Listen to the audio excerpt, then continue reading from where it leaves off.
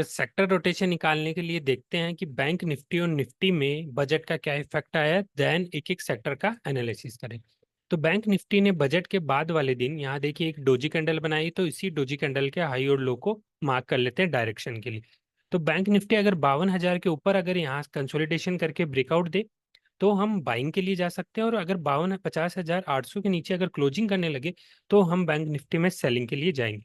तो अब एक दो दिनों में बैंक निफ्टी की डायरेक्शन फिक्स हो जाएगी।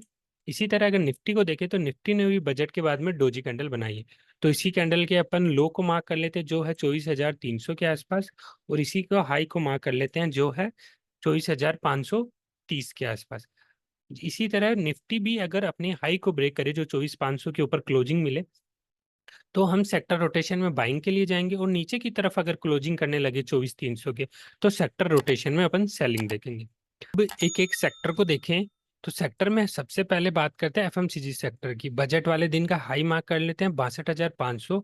एफएमसीजी सेक्टर की बात करें तो यहाँ देखिए प्रीवियसली ही उसने अपना ब्रेकआउट दिया था, तो अब जो रिस्क रिवार्ड है एफएमसीजी सेक्टर में थोड़ा सा अनफेवरेबल हो गया। तो अब इसके बाद में अगर थोड़ा सा यहाँ कंसोलिडेशन करने के बाद अगर ब्रेकआउट मिले तो हम एफएमसीजी सेक्टर में जाएंगे, वरना थोड़ा सा रिस्क रिवार्ड का वेट करेंगे। बात करते हैं आईटी सेक्टर की। आईटी सेक्टर ने भी अपना रिस्क रिवार्ड थोड़ा सा अनफेवरेबल हो गया। 2 वीक 3 वीक पहले से अपन बात कर रहे हैं कि यहाँ से जब ब्रेकआउट मिला था आईटी सेक्टर में 35,000 से, तब से हम आईटी सेक्टर को फॉलो करें। तो अब रिस्क रिवार्ड थोड़ा सा अनफेवरेबल हो गया, तो थोड़ा सा वेट करेंगे, यहाँ तो कंसोलिडेशन करके ब्रेकआउट दे, या यहाँ से अगर ब्रेकआउट मिले तो इसी प्रीवियस स्विंग पे ही अपन अपना एसएल मेंटेन करेंगे। अब बात करते हैं ऑटो सेक्टर की। ऑटो सेक्टर स्ट्रॉन्ग कंसोलिडेशन में है। अब अगर ये ब्रेक करता है 25,000, ये जो प्रीवियस स्विंग का जो हाई था 25,580 के आसपास, तो हम ऑटो सेक्टर में अगेन बाइंग देख पाएंगे। इसके बाद एक एक सेक्टर को देखेंगे, जो सेक्टर पसंद आएगा उसी के सारे स्टॉक देखेंगे। तो ऑटो सेक्टर में अभी कंसोलिडेशन है, दोनों तरफ से अगर ब्रेकआउट मिले, अगर अपर साइड ब्रेकआउट मिले तो हम बाइंग ट्रेड देखेंगे, और नीचे की तरफ मिले तो अपन सेलिंग ट्रेड के लिए जाएंगे। अब बात करें मेटल सेक्टर की, तो मेटल सेक्टर में देखिए कंसोलिडेशन के बाद यहाँ जो कंसोलिडेशन हुआ था उसके बाद में ब्रेकडाउन मिला है। तो अब मेटल सेक्टर में फिलहाल कोई बाइंग नहीं है जब तक अपने प्रीवियस जो हाई है उसको ब्रेक ना करे। अब बात करते हैं एनर्जी सेक्टर की। तो एनर्जी सेक्टर तो यहाँ से देखिए रिवर्स थोड़ा सा दिख रहा है, और रिवर्स में जब ब्रेकआउट करेगा अपने प्रीवियस स्विंग का 43,327 के लेवल का, तब ही हम एनर्जी सेक्टर के स्टॉक को देखेंगे। अब देखिए सबसे स्पेशल है फार्मा सेक्टर। बजट के बाद वाले दिन से फार्मा सेक्टर ने एक अच्छा ब्रेकआउट दिखाया। तो यहाँ से ब्रेकआउट मिला और प्रीवियस कंसोलिडेशन के बाद ब्रेकआउट है। यहाँ देखिए काफी दिन तक मतलब 5-7 दिन तक कंसोलिडेशन किया है, फिर ब्रेकआउट मिला है, और ये प्रीवियस स्विंग का ही असल मेंटेन हो सकता है। तो अपन फोकस करेंगे फार्मा सेक्टर के सारे सारे स्टॉक पे।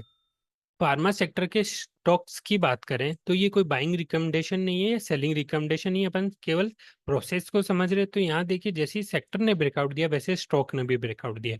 स्टॉक अपने लाइफ टाइम हाई के आसपास आ गया है। तो एसएल के साथ अपन यहाँ, क्योंकि सेक्टर ने भी ब्रेकआउट दिया है, तो अपन अपने स्टॉक्स पे भी फोकस कर सकते हैं। 3.5-4% के आसपास एसएल आ रहा है, तो ये एसएल भी काफी सही है। अब देखें सिप्ला को, तो सिप्ला ने क्या है कंसोलिडेशन जोन में ब्रेकआउट करे अपने हाई का, तो हम एक बाइंग की प्रोसेस कर सकते हैं। अब बात करें डिविस लैब की, तो कंसोलिडेशन पीरियड में वेट करेंगे हाई ब्रेकआउट का। ऐसे ही देखते हैं जाइडस लाइफ साइंस का, तो यहाँ देखिए अपने हाई के आसपास आया, ब्रेक करे तब ही जाएंगे। तो जैसे सेक्टर में भी ब्रेकआउट मिले और स्टॉक में भी ब्रेकआउट हो तो हम देख पाएंगे। यहाँ देखिए इसने भी अपने जो प्रीवियस स्विंग का ब्रेक किया है, और अपन एसएल को यहाँ अगर फोकस करें तो यहाँ देखिए थोड़ा एसएल काफी बड़ा आ रहा है 6.5%। तो जिसमें अगर 3-4% से बड़ा एसएल आ रहा है तो ऐसे स्टॉक्स पे थोड़ा सा जो रिस्क रिवार्ड है वो अनफेवरेबल हो जाता है। डॉक्टर रेड्डी की बात करें तो अपने पहला रेजिस्टेंस के ऊपर है, स्विंग था प्रीवियस उसका ब्रेकआउट करा और थोड़ा सा डाउन हुआ है। अब यहाँ से अगर अगेन अपने ये जो स्विंग है का ब्रेक करे, क्योंकि सेक्टर ने भी ब्रेकआउट दिया, तो हम ऐसे ट्रेड में फोकस कर सकते हैं। एसएल इसी प्रीवियस स्विंग को रख सकते हैं जो 3.8% के आसपास आ रहा है। तो ऐसे जिस सेक्टर में ब्रेकआउट मिलेगा उस सेक्टर के स्टॉक्स को देखेंगे। औरोबिंदो फार्मा भी ये देखिए अपने स्विंग हाई के आसपास है, तो स्विंग हाई को मार्क कर लेंगे और लाइन चार्ट में मंथली सीपीआर के साथ फोकस बनाए रखेंगे।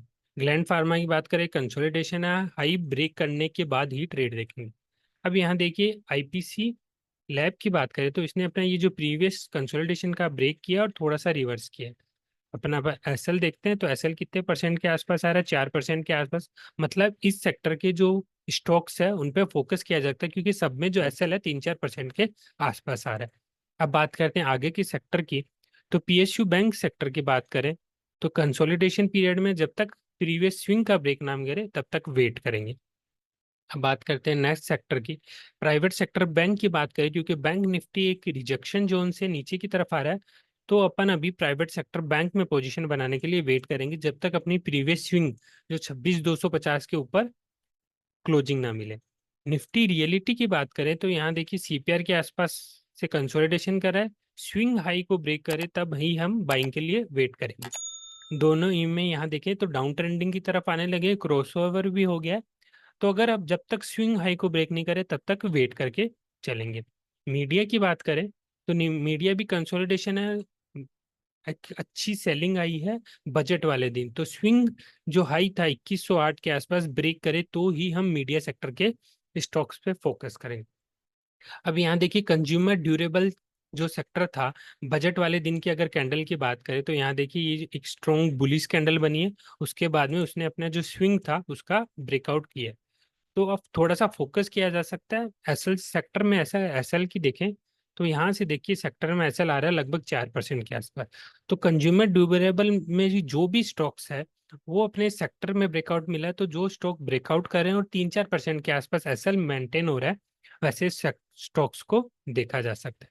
कमोडिटी की बात करें तो यहाँ देखिए कंसोलिडेशन हुआ है थोड़ा सा, उसके बाद एक ब्रेक बजट वाले दिन से एक लोअर मूव मिला है। तो वेट करेंगे जब तक 9,500 के आसपास जो अपना स्विंग है उसको ब्रेक ना करे।